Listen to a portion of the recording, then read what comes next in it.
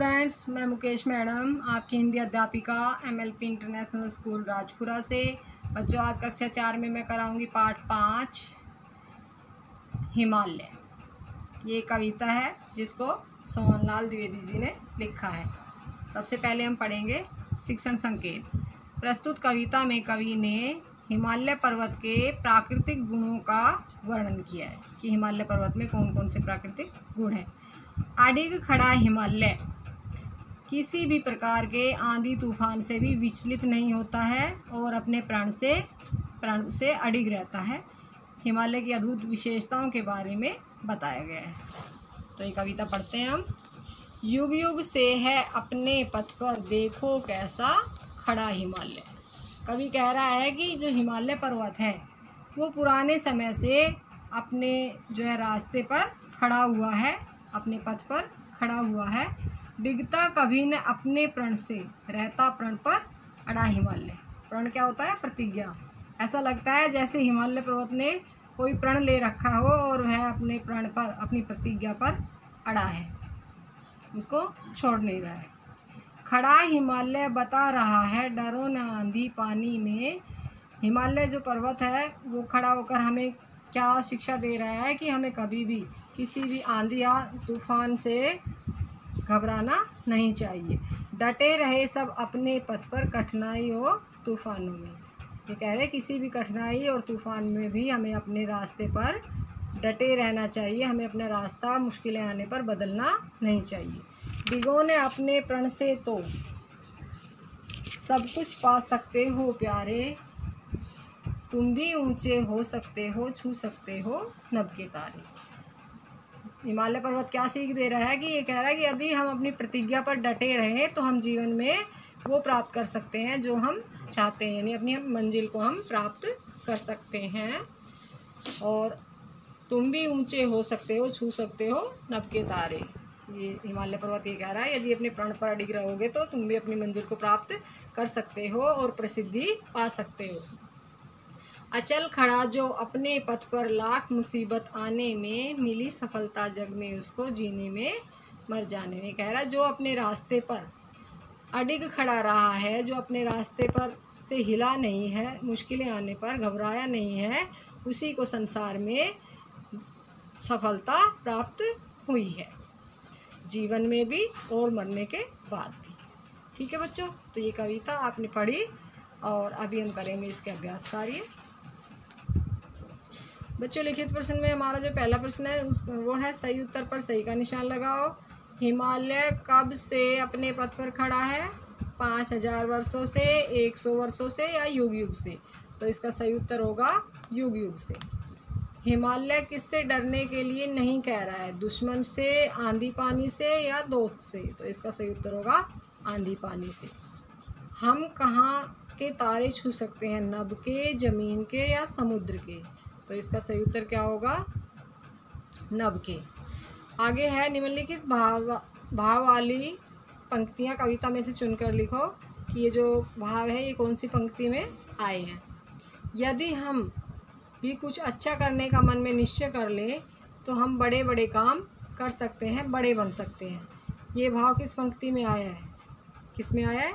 देखो, डिगो ने अपने प्रण से तो सब कुछ पा सकते हो प्यारे, तुम भी ऊंचे हो सकते हो, छू सकते हो नभ के तारे। ये इस पंक्ति में आया ये भाव। आगे है जो व्यक्ति अनेक मुसीबतें आने पर भी अपने निश्चय को नहीं छोड़ता वह अवश्य सफल होता है। ये भाव किस पंक्ति में आया है? अचल खड़ा जो अपने पथ पर, लाख मुसीबत आने में, मिली सफलता जग में उसको, जीने में मर जाने में। तो बच्चे कविता मैंने आपको पढ़ाई है, आपकी समझ में आ गई होगी। और ये जो 2 प्रश्न मैंने आपको कराए हैं आप सभी को अपनी नोटबुक में इनको सुंदर राइटिंग में लिखना है और याद करना है। तो बच्चों कल फिर मिलते हैं, तब तक के लिए धन्यवाद। Student of 4th class, a very good morning to all of you. Students, I am Simran ma'am, your English teacher. In previous class, we have done our chapter 6 reading. And now in this class, we will start our 7th poem. Our poem name, The Bees. And so students, let's we start some exercise of this poem. First, exercise A, choose the correct option. हमें correct option क्या करने हैं, choose करने हैं. First, the world of bees have their own blank. A, state, B, home, C, kingdom and D, all of these. तो क्या आएगा, kingdom. C option क्या हो जाएगा हमारा, correct. Second, there are bees working as blank. A, magistrate, B, motion, C, merchants and D, all of these. तो क्या आ जाएगा, all of these. D option क्या हो जाएगा हमारा, correct. Third, the civil blank need up the honey. A, mechanic, B, trader, C, drone, D, citizens. तो क्या आ जाएगा, citizens. Option B, option D हमारा क्या हो जाएगा, correct. Fourth, the poor mechanic blank bees crowd to leave their burden. A, gold, B, queen, C, mechanic, D, king. तो क्या आ जाएगा, गोल्ड. ऑप्शन ए हमारा क्या हो जाएगा, correct. And exercise B, write T for true and F for false statements. हमें T write करना है ट्रू स्टेटमेंट्स के लिए एंड एफ राइट करना है फॉल्स स्टेटमेंट्स के लिए. First, the bees live in a world of indiscipline. False. Second, they have a king and officers of various sorts. True. Third, the emperor bee remain busy with his majesty. True. Fourth, the singing motions blood roofs of silver. False. C, fill in the blanks with suitable words from the help box. Help box की मदद से हमें क्या करना है, blank fill up करने हैं. First, the blank bees venture trade abroad. First में क्या आ जाएगा, merchant. Second, the army of merchant bees blank towards velvet birds. Second में क्या आ जाएगा, march. Third, the poet is impressed to see blank of the bees. Third blank में क्या आ जाएगा, discipline. Fourth, the golden roofs indicate to blank. Fourth blank में क्या आ जाएगा, honey. And fifth, the poem is all about the world of blank. Fifth में क्या आ जाएगा, बीज. And so students, let's start our exercise D. Answer the following question in 1 or 2 words. हमें 1 और 2 words में इन क्वेश्चन के आंसर देने हैं. Question number first, which particular bee is talked about in the poem? Answer, honeybees. Question number second, how many kings rule in the kingdom of the bees? Answer, 1 king. Question number third, can we call the bees as disciplined? Answer, yes, we call the bee as disciplined. And so students, I hope you will understand 7 chapters revision, and this revision learn in your book and notebook. Thank you and have a nice day. Good morning dear students. I Rasmi ma'am, your science teacher from MLP International School Rajpura. Welcome back to our YouTube channel. Dear student, today in our science class we will revise word meaning and remaining topics of chapter number 8. Okay, so let's get start. Today we will learn question answer of chapter number 8. Okay, so let's start. First question is, what is matter? Matter क्या होता है? Matter means क्या होता है? पदार्थ. Answer, anything that has mass and occupy space is called matter. कोई भी चीज है जिसका क्या होता है? मास होता है, द्रव्यमान होता है, ऑक्यूपाई स्पेस, और स्पेस ऑक्यूपाई करता है, उसको क्या कहते हैं? मैटर कहते हैं. Anything that has mass and occupies space is called matter.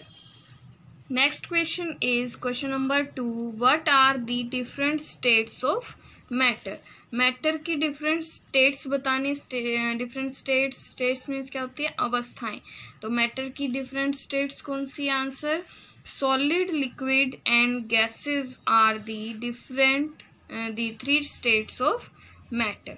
ये जो है सॉलिड, लिक्विड और गैसेस, ये 3 स्टेट किसकी है? मैटर की. Okay students, solid, liquid and gases are the 3 states of matter. Solid क्या होते हैं? ठोस, लिक्विड तरल, और गैस क्या होती है?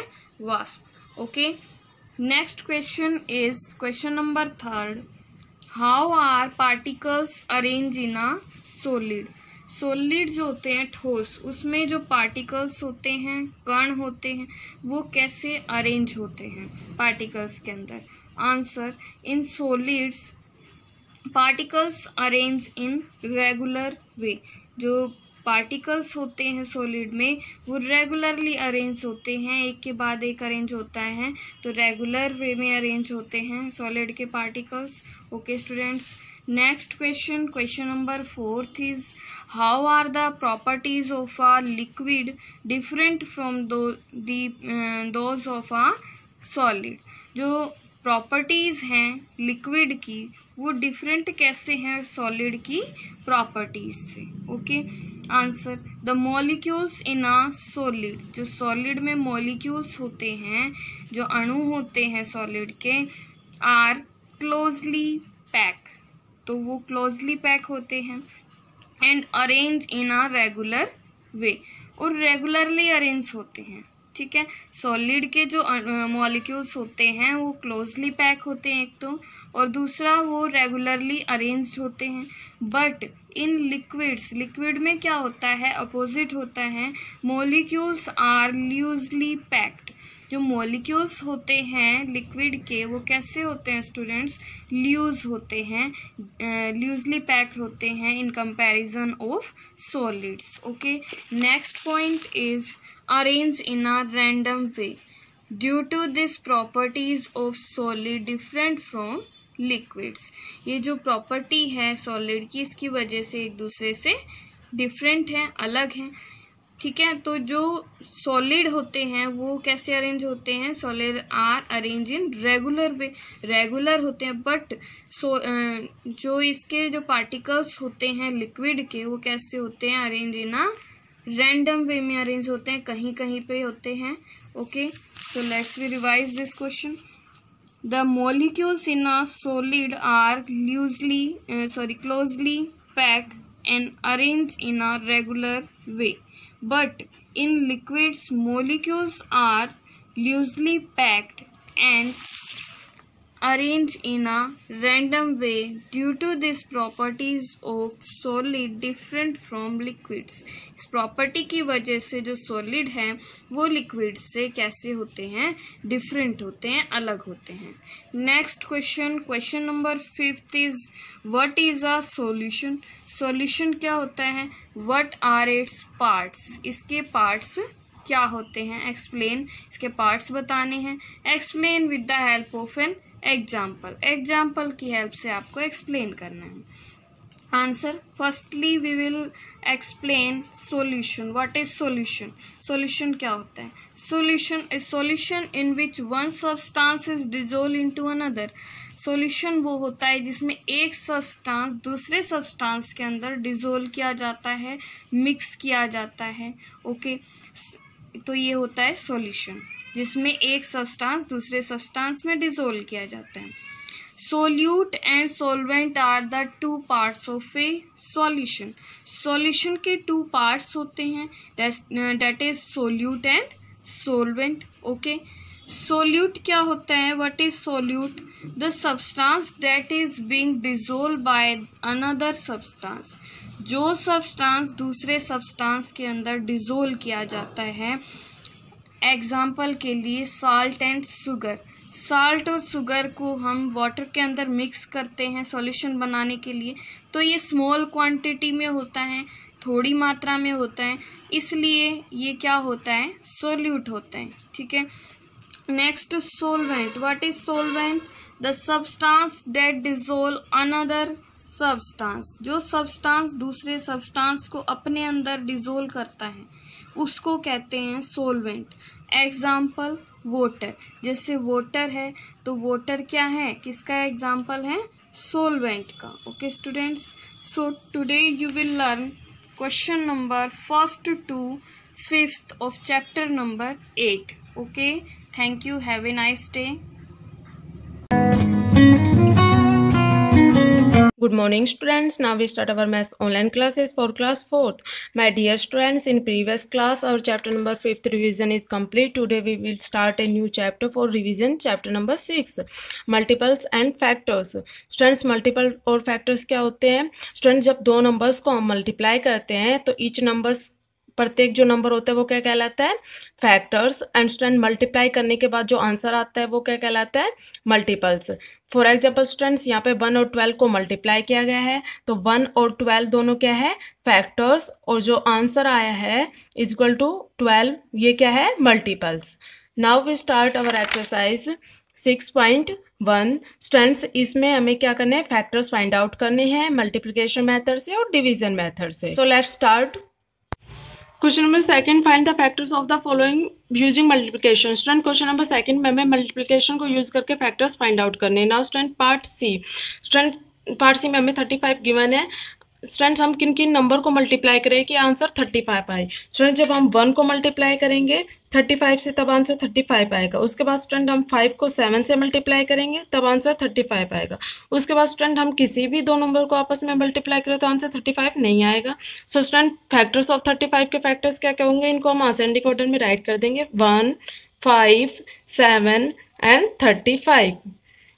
Now student, we do part G 56. Student, किस किस नंबर को मल्टीप्लाई करें कि आंसर 56 आए? स्टूडेंट, 1 को मल्टीप्लाई करेंगे 56 से तब आंसर 56 आएगा. उसके बाद स्टूडेंट्स 2 को मल्टीप्लाई करेंगे 28 से तब आंसर 56 आएगा. उसके बाद स्टूडेंट 4 को मल्टीप्लाई करेंगे 14 से तब आंसर 56 आएगा. उसके बाद स्टूडेंट 7 को मल्टीप्लाई करेंगे 8 से तब आंसर 56 आएगा. सो स्टूडेंट, फैक्टर्स ऑफ 56 इनको असेंडिंग ऑर्डर में राइट करेंगे. 1, 2, 4, 7, 8, 14, 28 and 56. I think students you understand multiplication method से फैक्टर्स कैसे फाइंड करते हैं. Now we do question number 3. Find the factors of the following using division method. Student, question number 3 में हमें factors तो find करने हैं लेकिन डिवीजन मेथड से फाइंड करने हैं. मीन्स गिवन नंबर कि वो फैक्टर्स राइट करने हैं जिनसे वो कंप्लीट डिवाइड हो जाए. Now student, part B. Student, part B में हमें गिवन है 15. स्टूडेंट्स, अब हमें 15 के फैक्टर्स राइट करने हैं. मीन्स हमें ये चेक करना है कि 15 किस किस नंबर से कंप्लीट डिवाइड होता है. वो नंबर्स यहाँ हमें राइट करने हैं. स्टूडेंट्स, रिमाइंडर 0 बचे. स्टूडेंट, 1 से 15 डिवाइड हो जाएगा. उसके बाद 2 से नहीं होगा, 3 से हो जाएगा. उसके बाद 5 से होगा. उसके बाद स्टूडेंट 15 से ही होगा. So student, factors of 15 1, 3, 5 and 15. Now student, part E 42. Students, यहाँ 42 किस किस नंबर से कंप्लीट डिवाइड होगा? मीन्स रिमाइंडर 0 बचे, वही इसके फैक्टर्स होंगे. स्टूडेंट्स, 1 से हो जाएगा. उसके बाद 2 से होगा. उसके बाद 3 से होगा. उसके बाद स्टूडेंट 6 से हो जाएगा. उसके बाद 7 से हो जाएगा 42 डिवाइड, उसके बाद 21 से होगा, एंड 21 के बाद स्टूडेंट 42 से ही होगा. So student factors of 42 is 1, 2, 3, 6, 7, 21 and 42. Now student question number 6 is 7 A factor of 63. Student question number 6 में हमें पूछा है 7 है वो 63 का फैक्टर है. स्टूडेंट हम ये कैसे चेक करेंगे स्टूडेंट्स, या तो हम ये चेक करेंगे कि 7 के टेबल में 63 आता है या नहीं, मीन्स मल्टीप्लिकेशन मेथड से, या 63 को 7 से डिवाइड करके देखेंगे इससे कंप्लीट डिवाइड होता है या नहीं, मीन्स डिवीजन मेथड से. सो स्टूडेंट्स 7 के टेबल में 63 आता है और 63 7 से कंप्लीट डिवाइड भी होता है, तो आंसर क्या होगा? यस 63 है वो 7 का फैक्टर है. I think students you understand, so you can easily revise your complete exercise 6.1. Now we do exercise 6.2. Now student exercise 6.2 question number first, write the first 5 multiples of the following. Student question number first में हमें given numbers के first 5 multiples write करने. Multiples means students हमें given number की table right करनी है students. यहाँ में पूछे 5 मल्टीपल्स तो हम गिवन नंबर की टेबल 5 नंबर तक राइट कर देंगे स्टूडेंट्स. नाउ पार्ट ए में क्या गिवन है 5 की टेबल हम राइट कर देंगे 5 नंबर तक. 5 1 जा 5, 5 2 जा 10 एंड 5 3 जा 15, 5 4 जा 20 एंड 5 5 जा 25. सो स्टूडेंट्स 5 के फर्स्ट 5 मल्टीपल्स क्या होंगे 5 10 15 20 and 25. Now student part C में हमें गिवन है 11 2 जा 22, 33, 44 एंड 55. स्टूडेंट्स हमें यहाँ पे फर्स्ट 5 मल्टीपल्स पूछे तो हम इसमें 11 को भी इंक्लूड कर सकते हैं. यदि हमसे पूछा होता नेक्स्ट 5 मल्टीपल्स राइट करें तो उसमें हम 11 को इंक्लूड नहीं करते क्योंकि वो हमें सेम क्वेश्चन में गिवन होता है. उसके अलावा हमें नेक्स्ट में 5 मल्टीपल्स राइट करने होते हैं. नाउ स्टूडेंट पार्ट जी में गिवन है 18 में क्या आएगा 18 1 जा 18, 18 2 जा 36, 18 3 जा 54, 18 4 जा 72 एंड 18 5 जा 90. सो स्टूडेंट 18 के फर्स्ट 5 मल्टीपल्स क्या हो गए 18, 36, 54, 72 and 90. Student question number second में भी आपको सेम ऐसे ही मल्टीपल्स राइट करने हैं. Now question number fourth. Student question number fourth में 15 के third, fifth and seventh multiple right करना है. स्टूडेंट्स हमें गिवन नंबर क्या है 15, उसका थर्ड मल्टीपल क्या होगा 15 की टेबल का थर्ड नंबर मीन्स क्या है 15 3 जा 45. Same as student fifth multiple क्या होगा 15 5 जा 75. सेवंथ मल्टीपल क्या होगा स्टूडेंट 15 की टेबल का सेवंथ नंबर क्या होता है स्टूडेंट्स 15 7 जा 105. I think students you understand. Now question number 6. Student question number 6 में हमें ये बताना है कि 192 वो 6 का मल्टीपल है या नहीं है. स्टूडेंट्स 6 की टेबल तो 6 10 जा 60 तक ही होती है. तो स्टूडेंट्स आप ये कैसे चेक करेंगे 192 6 का मल्टीपल है नहीं. स्टूडेंट्स आप 192 को 6 से डिवाइड करके ये चेक करेंगे. स्टूडेंट्स अगर रिमाइंडर 0 आता है तो मीन्स 192 6 का मल्टीपल है. स्टूडेंट्स या रिमाइंडर 0 है तो हमारा आंसर क्या होगा यस. स्टूडेंट्स अगर रिमाइंडर 0 नहीं आता तो मीन्स 192 6 का मल्टीपल नहीं होता. I think students you understand, so you can easily revise exercise 6.1 and 6.2. exercise 6.1 में हमें गिवन नंबर्स के फैक्टर्स राइट करने हैं. मल्टीप्लिकेशन मेथड में हमें ये देखना है किन किन नंबर्स को मल्टीप्लाई करके गिवन नंबर फाइंड कर सकते हैं. डिवीजन में ये देखना है स्टूडेंट्स गिवन नंबर किन किन नंबर से कंप्लीट डिवाइड हो जाते हैं, वही उसके फैक्टर्स होते हैं. स्टूडेंट एक्सरसाइज 6.2 में हमें गिवन नंबर्स के मल्टीपल्स राइट करने हैं. स्टूडेंट्स मीन्स गिवन नंबर की टेबल राइट करनी. Thank you students, have a nice day. Now good morning students. Today I will start your SST class online. Dear students, for class 4th, today our topic is chapter number 2, Physical and Political Divisions of India. India के भौतिक और राजनीतिक जो divisions हैं उनके बारे में हमने हमारी प्रीवियस क्लास में रीड किया था. So dear students, today we will revise this chapter completely. So let's start this chapter revision. Dear students, in our previous class मैंने आपको होमवर्क दिया था कि आपको सभी स्टेट्स और उनकी कैपिटल्स लर्न करनी है with spelling, and union territories और उनकी कैपिटल्स आपको कम्प्लीटली लर्न करनी है। यहाँ तक हम इस चैप्टर को रीड कर चुके हैं। नाउ आवर नेबर्स, जो हमारे पड़ोसी देश हैं, हमारे जो इंडिया के जो पड़ोसी देश हैं उनके बारे में हम रीड करेंगे। India shares it's boundary with its neighbouring countries. India जो है वो अपनी बाउंड्री अपने आस पड़ोस के देशों के साथ शेयर करता है। China, Nepal and Bhutan are located to the north of India. China, Nepal and Bhutan वो इंडिया के कहाँ है? नॉर्थ में लोकेटेड है। Sri Lanka, Maldives are located in the south of India. Sri Lanka and Maldives जो कंट्रीज हैं वो इंडिया के साउथ में लोकेटेड है। अफगानिस्तान एंड पाकिस्तान जो है वो इंडिया के नॉर्थ वेस्ट में लोकेटेड है। बांग्लादेश एंड म्यांमार जो है वो इंडिया के ईस्ट में लोकेटेड है। SAARC is an association of India are its neighbouring countries. जो SAARC है यानी कि Asian association for regional cooperation, वो क्या है? इंडिया के नेबरिंग जो कंट्रीज है वो इसके अंदर आते हैं। It stand from south Asian association for regional cooperation. SAARC work to promote peace and unity among these countries. जो SAARC है उसका कार्य होता है ये जितने भी पड़ोसी देश हैं इनके अंदर शांति और एकता बनाए रखना। यूनिटी इन डाइवर्सिटी, विविधता में एकता क्या है? India is a land of diversity. India जो है वो विविधताओं की धरती है, विविधताओं की धरती है। It consist of different landform, इसके अंदर बहुत सारे लैंडफॉर्म्स हैं। The climate also various from one place to another, एक स्थान से दूसरे स्थान पर इंडिया के अंदर क्लाइमेट अलग अलग है। Some part of the country are very hot while some are extremely cold. यानी कि इंडिया जो है इसके कुछ पार्ट ऐसे हैं जो बहुत अधिक गर्म है और कुछ पार्ट ऐसे हैं जो बहुत अधिक ठंडे हैं। The population of India is more than 1 billion. India की जो पॉपुलेशन है वो 1 बिलियन से अधिक है। People of India belong to different religion, tribes and races. जो इंडिया के जो लोग हैं वो अलग अलग जातियों, जनजातियों और अलग अलग धर्म से बिलोंग करते हैं। They speak different language, wear different clothes and eat different types of food. वो अलग अलग भाषाएं बोलते हैं, अलग अलग प्रकार के कपड़े पहनते हैं और अलग अलग प्रकार का भोजन करते हैं। Despite these difference in their way of life, they called themselves Indian. लेकिन क्या है कि इतने सारे डिफरेंस होने के बाद भी ये लोग अपने आप को क्या कहते हैं? इंडियंस कहते हैं। Thus, there is unity in diversity. इसीलिए हम इसको एक विविधताओं में एकता कहते हैं।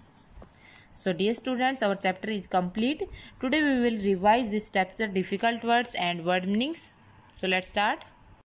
Dear students, our first difficult word is physical. PHYSICAL, physical. Second is political. POLITICAL, political. Third है डिवीजन, DIVISION, डिवीजन. फोर्थ है कॉन्टिनेंट्स, CONTINENT, कॉन्टिनेंट. फिफ्थ है पॉपुलेशन, POPULATION, पॉपुलेशन. सिक्स है नेशनल, NATIONAL, नेशनल. सेवन्थ है government, GOVERNMENT, government. Eighth है territories, TERRITORIES, territories.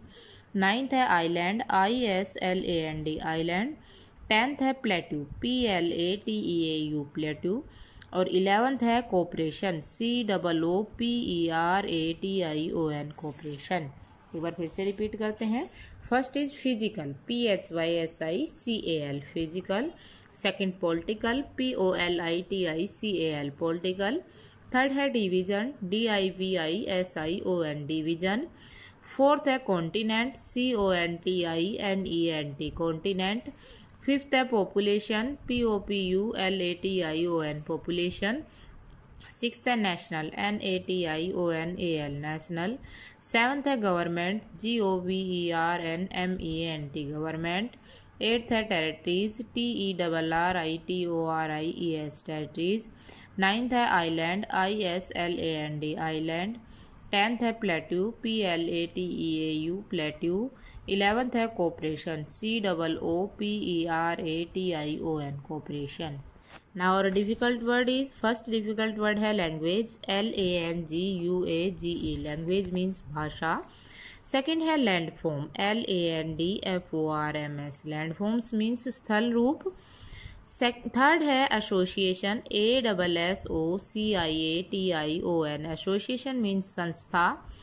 Fourth है cooperation, COOPERATION, cooperation means सहयोग। Fifth है reason, REGION, reason means क्षेत्र। Sixth है गवर्नमेंट, GOVERNMENT, गवर्नमेंट मीन्स सरकार। सेवन्थ है नेशनल, NATIONAL, नेशनल मीन्स राष्ट्रीय। एट्थ है पेनिनसुला, PENINSULA, पेनिनसुला मीन्स प्रायद्वीप। नाइन्थ है फिजिकल, PHYSICAL, फिजिकल मीन्स भौतिक। टेंथ है पॉलिटिकल, POLITICAL, पॉलिटिकल मीन्स राजनीतिक। और 11th है कॉन्टिनेंट, CONTINENT, कॉन्टिनेंट मीन्स महाद्वीप। फर्स्ट क्या है लैंग्वेज, लैंग्वेज मीन्स भाषा। सेकंड है लैंडफॉर्म्स, लैंडफॉर्म्स मीन्स स्थल रूप। थर्ड है एसोसिएशन मीन्स संस्था। फोर्थ है कोऑपरेशन, कोऑपरेशन मीन्स सहयोग। फिफ्थ है रीजन, रीजन मीन्स क्षेत्र। सिक्स्थ है गवर्नमेंट, गवर्नमेंट मीन्स सरकार। सेवन्थ है नेशनल, नेशनल मीन्स राष्ट्रीय। एट्थ है पेनिनसुला, पेनिनसुला मीन्स प्रायद्वीप। नाइन्थ है फिजिकल, फिजिकल मीन्स भौतिक। टेंथ है पॉलिटिकल, पॉलिटिकल मीन्स राजनीतिक। और 11th है कॉन्टिनेंट, कॉन्टिनेंट्स मीन्स महाद्वीप।